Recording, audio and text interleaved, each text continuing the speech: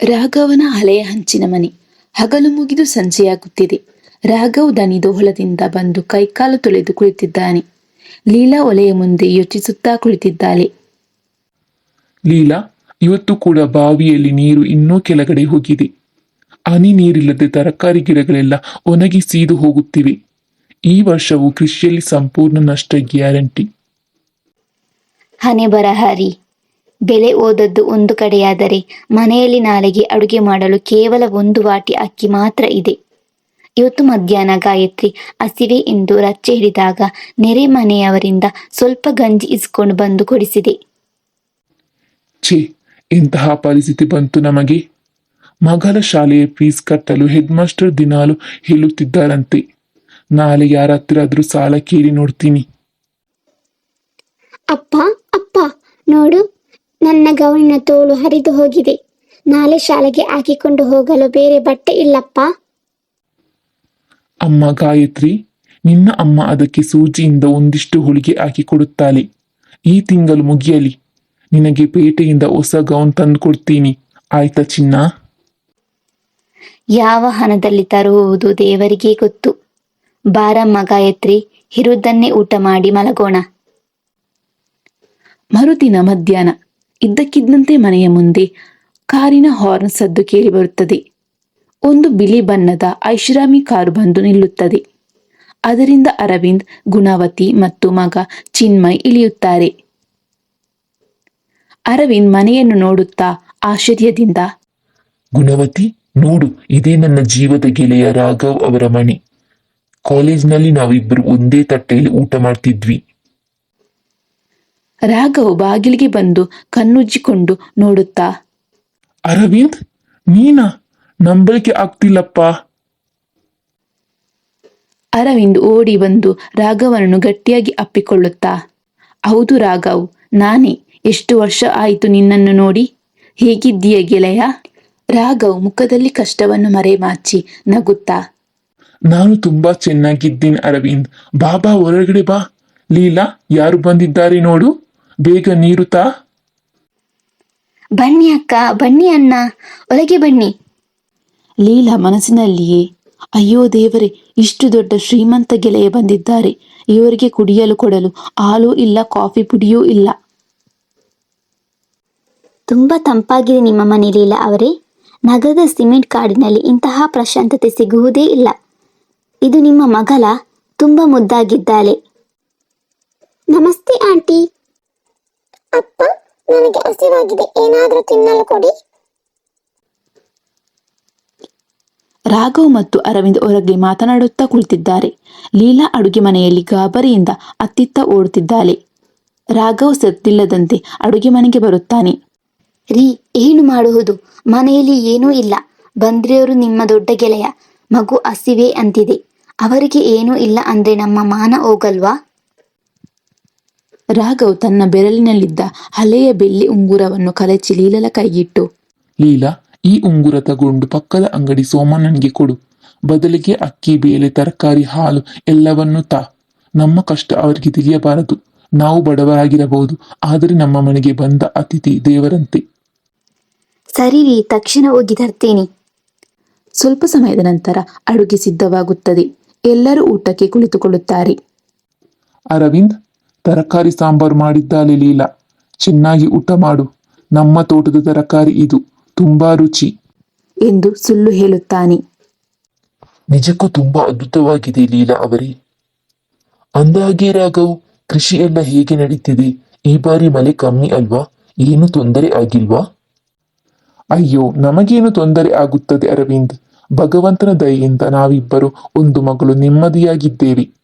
ಕೃಷಿಯಲ್ಲಿ ಸ್ವಲ್ಪ ಏರುಪೇರಾದರೂ ಸಂಸಾರ ಚೆನ್ನಾಗಿ ಸಾಗುತ್ತಿದೆ. ನೀನು ನಮ್ಮ ಬಗ್ಗೆ ಯೋಚನೆ ಮಾಡಬೇಡ. ಗಾಯತ್ರಿಯ ಹರಿದ ಗೌನನ್ನು ಗಮನಿಸಿದ ಗುಣವತಿ ಮೆಲ್ಲನೆ ಲೀಲಳ ಬಳಿಗೆ ಬಂದು, ಲೀಲಾ, ಗಾಯತ್ರಿ ತುಂಬಾ ಜಾಣ ಹುಡುಗಿ ತರ ಇದ್ದಾಳೆ. ಯಾವ ಕ್ಲಾಸ್ ಓದುತ್ತಿದ್ದಾಳೆ? ಹೌದು ಅಕ್ಕ, 4ನೇ ತರಗತಿ. ಈ ಬಾರಿ ಇನ್ನೂ ಶಾಲೆಯ ಫೀಸ್ ಅಂದರೆ ಶಾಲೆಗೆ ಎಲ್ಲ ಕರೆಕ್ಟಾಗಿ ಹೋಗುತ್ತಿದ್ದಾಳೆ ಅಕ್ಕ. ಅತಿಥಿಗಳು ಬಂದ ಮೊದಲ ದಿನದ ಸಂಜೆ ಗಾಯತ್ರಿ ಮತ್ತು ಚಿನ್ಮಯ್ ಜಗಳಿಯಲ್ಲಿ ಕುಳಿತು ಆಟವಾಡುತ್ತಿದ್ದಾರೆ. ಗುಣವತಿ ಕೋಣೆಯ ಕಿಟಕಿಯಿಂದ ಗಮನಿಸುತ್ತಾ ಇದ್ದಾಳೆ. ಗಾಯತ್ರಿ, ನಿನ್ನ ಗೌನ್ ತುಂಬಾ ಚೆನ್ನಾಗಿದೆ. ಆದ್ರೆ ಇಲ್ಲಿ ತೋಳಿನ ಹತ್ತಿರ ಯಾಕೆ ಬೇರೆ ಬಣ್ಣದ ದಾರದಿಂದ ಹೊರಗೆ ಹಾಕಿದ್ದೀಯಾ? ಇದು ಹೊಸ ಡಿಸೈನಾ? ಇಲ್ಲ ಚಿನ್ಮಯ್, ಇದು ಡಿಸೈನ್ ಅಲ್ಲ. ಮೊನ್ನೆ ಶಾಲೆಯಲ್ಲಿ ಆಟವಾಡುವಾಗ ಬೇಲಿಗೆ ಸಿಲುಕಿ ಅರಿದು ಹೋಯಿತು. ಹೊಸ ಗೌನ್ ತರಲು ಅಪ್ಪನ ಹತ್ತಿರ ಹಣವಿಲ್ಲ, ಅದಕ್ಕೆ ಅಮ್ಮ ಉಳಿದು ಕೊಟ್ಟಿದ್ದಾಳೆ. ಹಣ ಇಲ್ವಾ? ಅಂದ್ರೆ ನಿಮ್ಮ ಅಪ್ಪನ ಹತ್ತಿರ ATM ಕಾರ್ಡ್ ಇಲ್ವಾ? ನಮ್ಮಪ್ಪನ ಹತ್ತಿರ ಕಾರ್ಡ್ ಇದೆ. ಅದನ್ನು ಮಿಷನ್ ಒಳಗಡೆ ಹಾಕಿದ್ರೆ ಸಾಕು, ರಾಶಿ ರಾಶಿ ಹಣ ಬರುತ್ತದೆ. ನಮ್ಮ ಹಳ್ಳಿಯಲ್ಲಿ ಮಿಷನ್ ಇಲ್ಲ ಚಿನ್ಮಯ್. ಇಲ್ಲಿ ಭೂಮಿ ತಾಯಿಯೇ ನಮಗೆ ಹಣ ಕೊಡಬೇಕು. ಆದರೆ ಈ ವರ್ಷ ಮಳೆ ಬಾರದೆ ಭೂಮಿ ತಾಯಿ ಮುನಿಸಿಕೊಂಡಿದ್ದಾಳೆ. ಅದಕ್ಕೆ ನಮ್ಮಪ್ಪ ದಿನಾಲು ರಾತ್ರಿ ಯೋಚನೆ ಮಾಡುತ್ತಾರೆ. ರಾತ್ರಿ ಅಡುಗೆಯ ಸಮಯ. ಲೀಲಾ ತರಾತುರಿಯಲ್ಲಿ ಅಡುಗೆ ಮಾಡುತ್ತಿರುವಾಗ ಉಪ್ಪು ಮತ್ತು ಸಕ್ಕರೆ ಖಾಲಿಯಾಗಿರುತ್ತದೆ. ರಾಘವ್ ಮನೆಗೆ ಬಂದ ಗೆಳೆಯನ ಜೊತೆ ಮಾತಾಡುತ್ತಾ ಇದ್ದಾನೆ.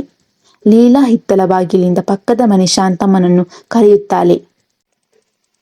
ಶಾಂತಮ್ಮ, ಓ ಶಾಂತಮ್ಮ, ಸ್ವಲ್ಪ ಇಲ್ಲಿಗೆ ಬನ್ನಿ. ಏನಮ್ಮ ಲೀಲಾ, ಮನೆಗೆ ಯಾರೋ ದೊಡ್ಡ ಕಾರ್ನಲ್ಲಿ ಬಂದಿದ್ದಾರೆ. ಯಾರು ಅವರು?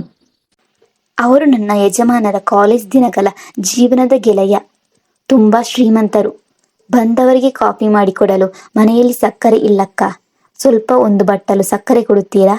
ನಾಳೆ ತಂದು ಕೊಡ್ತೀನಿ. ಆಯ್ತು, ಅದಕ್ಕೇನಮ್ಮ, ತಗೋ.